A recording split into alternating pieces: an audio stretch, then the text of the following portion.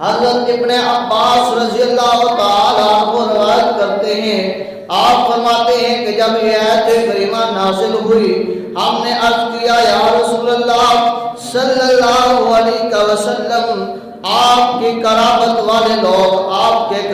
والے لوگ کون ہیں؟ تو آقا کریم نے فرمایا من قرابتک ہؤلاء الذین وجبت علینا مودتهم قال علی وفاطمہ وولدہما۔ جب عرض کی گئی یا رسول اللہ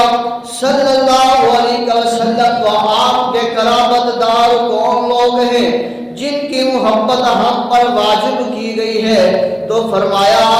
نبی کریم نے علی اور فاطمہ اور ان کے دونوں بیٹے